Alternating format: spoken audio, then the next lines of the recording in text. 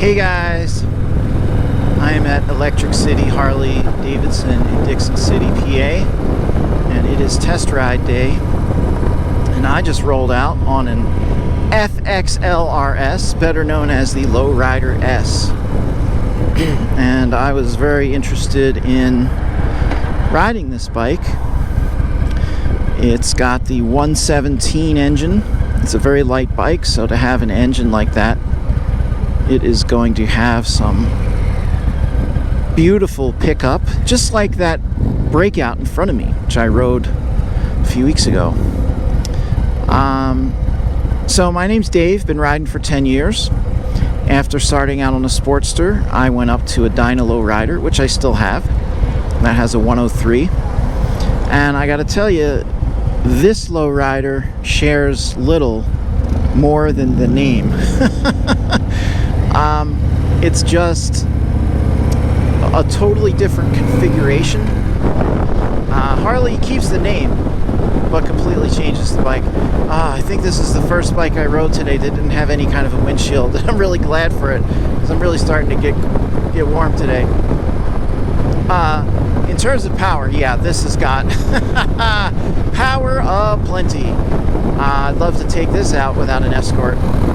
The riding position is a little weird. They call it the aggressive riding position. The seat feels pretty soft, which is good. I feel like I don't necessarily want to be leaned over this much, but that's what this bike is. It's an aggressive ride. And to me, the Low Rider of old is a more cruiser, more relaxed riding position. So if I were getting rid of my Low Rider, heresy to say that, I would not consider necessarily the new Low Rider, because it's just a totally different bike. It's beautiful. If I had a little stable of Harleys, it would be cool to have something like this, but I'm more of a cruiser type. Honestly, I really liked that Breakout, and I really liked the Fat Boy. I think the ride position on those was a little more to my liking, probably more so on the Fat Boy. These are all really nice bikes with big engines, and there's a lot of fun to be had on any of these. This one's got black, the wrinkle black on the tank. I'm more of a chrome guy myself.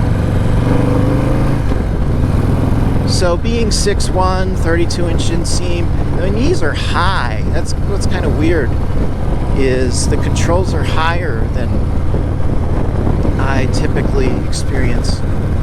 So, not sure what that's about. You know, they configure these bikes for different people. They're not all designed for a 6-foot guy like me to fit perfectly. I didn't really like the Low Rider ST, which kind of surprised me because of how popular that bike is, but I think I like this one more. I think that has to do with where my foot controls are. I'll have to take a look at that ST again. I've ridden so many bikes in the last few weeks, I'm starting to lose track, which is a great problem to have. Oh man, you can feel, literally expression, feel the power. You can literally feel that launching you. You can feel it growling, shaking under your butt. Man, you can feel that right under the seat, man. It just is raw and powerful. The sound is pretty good for a factory exhaust. Yeah, I'm not sure what the headlight surround is all about. Is that just for looks? If it's doing something with wind, I'm not sure what that something is. This is a very slippery seat. I can slide back and forth, and that's not to my liking. I like to be firmly in my seat position and stay there. So just something to be aware of. Shift peg is up pretty high. You gotta lift your toes up quite a bit to reach it. Some bikes, it's kind of the opposite. You've really got to dig down low with your toes to get under it, but not this one. I think this is a really nice looking bike. I'm not sure about this shark skin. It's interesting. It's a different color. More traditional metallic paint, things like that. But it's pretty cool. Might be just a little light for my taste.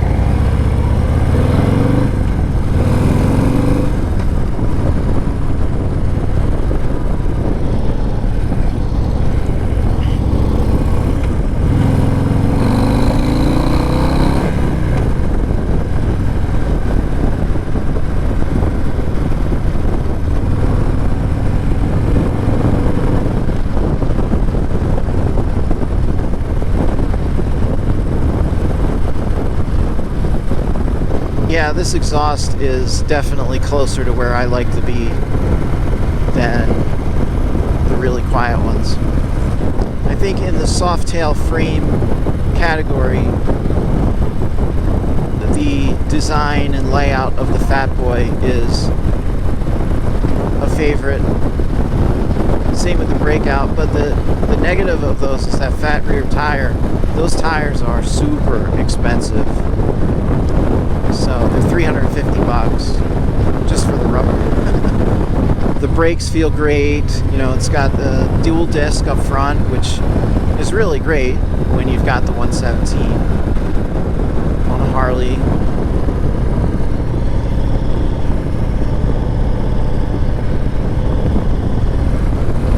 It's about 30 pounds lighter than my Dyna Low Rider. It really is a beautiful bike. I feel like the finish inside here on this little headlight surround could be better. It's just a flat black panel with a couple of screws. It's very plain looking. I feel like something more could have been done there to improve the look. Controls are your typical Harley layout, the buttons on each side. Has traction control. I believe it has cruise, but don't quote me. My style of riding is some highway, lots of country roads, longer commutes. I think the big gas tank is a big plus. That is a big plus for me. For those who maybe have more in and around town, aren't doing really, really long rides, those smaller gas tanks might be okay. But yeah, you could have a lot of fun on this Low Rider. No question. I'm glad I got to take this bike out. There were a lot of different ones I wanted to try, and I would have been disappointed if I didn't get on this one.